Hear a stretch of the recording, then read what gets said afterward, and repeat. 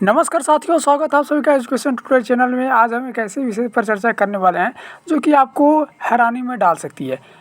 विषय पर चर्चा ये है कि क्या एक प्रत्याशी दो जगहों से चुनाव लड़ सकता है। यदि वो चुनाव लड़ता भी है दो जगहों से, अगर वो जीत भी जाता है, क्या वो दो जगह का सांसद हो सकता है। इस विषय पर हम चर्चा करने वाले हैं क्योंकि हाल ही में जो लोकसभा चुनाव 2024 ख़त्म हुआ है, उसमें जो राहुल गांधी जी हैं, उन्होंने लोकसभा सीट रायबरेली और वायनाड केरल दो जगहों से जो है नामांकन दाखिल किया था और दोनों जगहों से जो है भारी बहुमत से इन्होंने जीत हासिल की है। तो क्या दोनों जगहों से ये सांसद रह सकते हैं? क्या कहता है हमारा संविधान? क्या ये कानूनन गलत है या कानूनन सही है? क्या इसके पहले भी ये चीज़ें हो चुकी है? क्या कोई और भी जो है कैंडिडेट जो है दो जगहों से लोकसभा सीट चुनाव लड़ा हो और जीता हो? क्या दो ही जगह से केवल चुनाव लड़ा जा सकता है या फिर दो जगह से अधिक जगहों पर चुनाव लड़ा जा सकता है? क्या कहता है इसके बारे में टोटल कानून क्या कहता है, इसके बारे में भी हम चर्चा करेंगे। तो चलिए शुरू करते हैं इस सेशन को हम। और अगर आप वीडियो में नए हैं तो वीडियो को लाइक कीजिए, चैनल को सब्सक्राइब कीजिए, क्योंकि ऐसे ही अपडेट वीडियो पाने के लिए आपको जो है इंतज़ार नहीं करना पड़ेगा। तो राहुल गांधी जो कि वर्तमान में केरल वायनाड और उत्तर प्रदेश के रायबरेली सीट से दोनों जगह से चुनाव जीतकर संसद भवन में पहुंचेंगे। दोनों जगहों से उन्होंने भारी बहुमत से चुनाव जीता है। लगभग 1.5 लाख वोटों से उन्होंने रायबरेली से और वायनाड से भी आंकड़ा ज़्यादा बहुमत से इन्होंने जीत हासिल की है। तो क्या ये दोनों जगह से सांसद रह सकते हैं?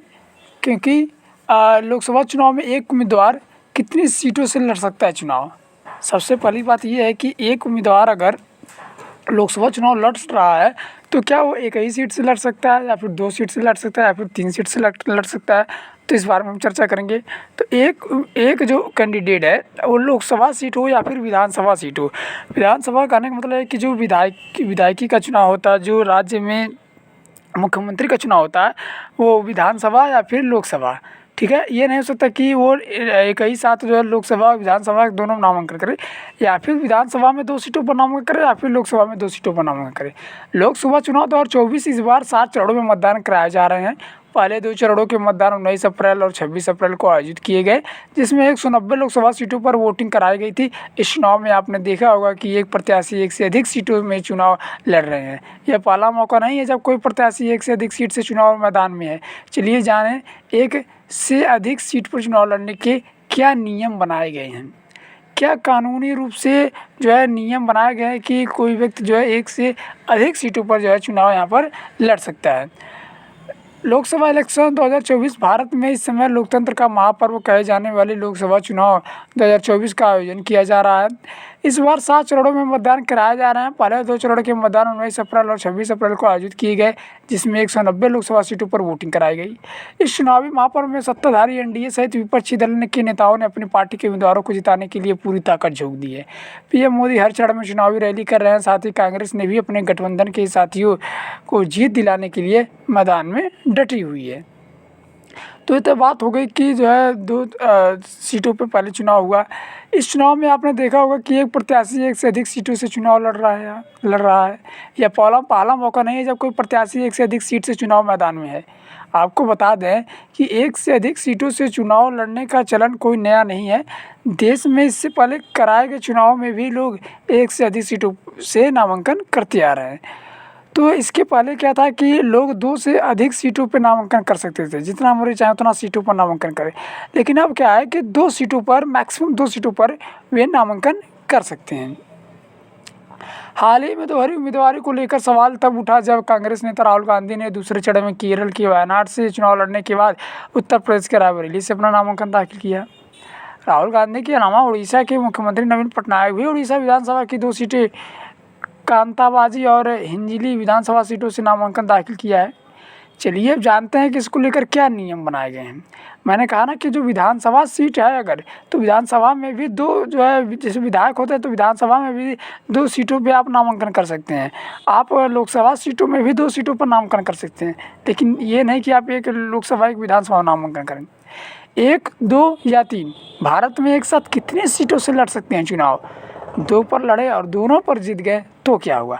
सबसे बड़ा प्रश्न यहाँ पर ये खड़ा उठता है कि मान लीजिए सर, अगर 2 सीटों पर कोई व्यक्ति चुनाव लड़ता है, लोकसभा या विधानसभा का, और दोनों सीटों पे वो चुनाव जीत जाता है, तो क्या वो दोनों सीटों पर चुनाव जीतने के बाद दोनों सीट पर जो है वो एमपी रहेगा? क्या वो दोनों सीटों पर जो है एमपी की तरह काम करेगा? तो ये अगर ये दोनों सीटों पर काम करे तो ये तो जो है हमारे वोट का जो है यहाँ पर हनन हो जाएगा कि जो है एक ही व्यक्ति कैसे 2 लोगों को वोट दे सकता है। लोकसभा इलेक्शन 2024 लोकसभा चुनाव 2024 के तीसरे चरण के लिए आज वोटिंग हो रही है। ये चुनाव 7 चरणों में संपन्न होने हैं। पिछली बार की तरह इस बार भी राहुल गांधी 2 सीटों पर चुनाव लड़ने जा रहे हैं। साल 2019 में उन्होंने वायनाड और अमेठी से चुनाव लड़ा था, लेकिन वो अमेठी से चुनाव हार गए क्योंकि अमेठी से चुनाव लड़ी थी स्मृति ईरानी, और स्मृति ईरानी ने राहुल गांधी को कई वोटों से हरा दिया। और जो है राहुल गांधी उस समय 2 जगहों से चुनाव लड़े थे, वायनाड और अमेठी से, तो वायनाड से तो वो चुनाव जीत गए। इस बार राहुल गांधी वायनाड और रायबरेली लोकसभा सीट से चुनाव लड़ रहे हैं। क्या एक प्रत्याशी 2 जगहों से चुनाव लड़ सकता है? सुप्रीम कोर्ट ने अटॉर्नी जनरल से बात कही है। यहाँ पर सबसे बड़ा मुद्दा ये है कि अगर लोकसभा सीट में अगर राहुल गांधी वायनाड और केरल लोकसभा सीट वायनाड और रायबरेली से अगर सीट जीतते हैं, दोनों सीट जीते हैं वो, तो वो क्या इलेक्शन कमीशन तय करेगा कि वो किस सीट से एमपी बन सकते हैं या फिर वो खुद डिसाइड कर सकते हैं? तो फ्रेंड्स देखिए, इसमें क्या राहुल गांधी खुद डिसाइड कर सकते हैं कि उन्हें किस सीट पर जो है अब एमपी रहना है। तो राहुल गांधी रायबरेली को चुनना पसंद करेंगे क्योंकि यूपी में जो है उन्हें और मजबूत करना है कांग्रेस पार्टी। क्या 2 सीटों पर चुनाव लड़ना उचित है? कई जानकारों का इसे लेकर अलग मत है। उनका कहना है कि राजनीतिक लाभ के लिए नेता ऐसा करते हैं, लेकिन बाद में उपचुनाव कराए जाते हैं जिसकी कीमत करदाताओं को चुकानी पड़ती है। साथ कई लोगों का यह भी मानना है कि जब नागरिक को एक वोट का अधिकार है, तो उसी तरह किसी भी प्रत्याशी को एक ही चुनाव क्षेत्र में चुनाव लड़ने का अधिकार होना चाहिए। ये बातें बिल्कुल सत्य हैं, क्योंकि अगर कोई व्यक्ति जो है 2 जगह से चुनाव लड़ता है, लेकिन जो चुनाव वोटिंग करने वाला है तो उसे भी 2 जगहों पर वोटिंग करना चाहिए, लेकिन वो एक ही जगह से वोट करता है, तो प्रत्याशी को भी 1 सीट से चुनाव लड़ना चाहिए। 2 सीटों से चुनाव लड़ने का क्या है इतिहास? अटल बिहारी वाजपेयी 2 निर्वाचन क्षेत्रों से चुनाव लड़ने की प्रथा पुरानी है। एक बड़ा उदाहरण पूर्व प्रधानमंत्री अटल बिहारी वाजपेयी हैं, जिन्होंने 1996 के आम चुनावों में लखनऊ और गांधीनगर निर्वाचन क्षेत्रों से चुनाव लड़ा था और दोनों सीटों से जीत दर्ज की थी। लखनऊ और गांधीनगर निर्वाचन क्षेत्र से अटल बिहारी वाजपेयी भी चुनाव लड़ चुके हैं सन 1996 में, और उन्होंने दोनों सीटों से जो है भारी बहुमत से विजयी हुए थे। सोनिया गांधी साल 1999 में पूर्व कांग्रेस अध्यक्ष सोनिया गांधी ने कर्नाटक के बेल्लारी और उत्तर प्रदेश के अमेठी से चुनाव लड़ा था। जो सोनिया गांधी थी, उन्होंने कर्नाटक के बेल्लारी और उत्तर प्रदेश के अमेठी से चुनाव लड़ा था। और वहीं देखिए पीएम नरेंद्र मोदी साल 2014 में गुजरात के वडोदरा और उत्तर प्रदेश के वाराणसी में से आम चुनाव लड़ा था। उन्होंने दोनों सीटें जीत ली थी, लेकिन बाद में उन्होंने वाराणसी सीट बरकरार रखी थी। अब देखिए, प्रत्याशी को एक ही सीट लेना है तो क्या फ़ायदा यहाँ पर 2 सीटें पर चुनाव लड़कर? तो पार्टी कैंडिडेट जो होता है वो 2 सीटों पर चुनाव लड़कर ये दिखाना चाहता है कि उसका जो वर्चस्व कैसा है, वो अपनी ताकत को दिखाना चाहता है। राहुल गांधी साल 2019 के लोकसभा चुनावों में कांग्रेस नेता राहुल गांधी ने 2 निर्वाचन क्षेत्रों उत्तर प्रदेश के अमेठी और केरल के वायनाड से चुनाव लड़ा था। हालांकि उन्हें सिर्फ वायनाड सीट पर ही जीत मिली थी और अमेठी से वो चुनाव हार गए। अब बताइए, अगर कोई एक प्रत्याशी 2 जगहों से चुनाव लड़ रहा है और दोनों जगह जीत जा रहा तो केस हमने समझ लिया। लेकिन अगर वो दोनों जगहों से में से एक जगह से जीतता है और एक जगह से हारता है, तो क्या उसकी सदस्यता रद्द की जाएगी? नहीं। तो जिस जगह से वो चुनाव जीतता है उस जगह से उसे एमपी घोषित कर दिया जाएगा।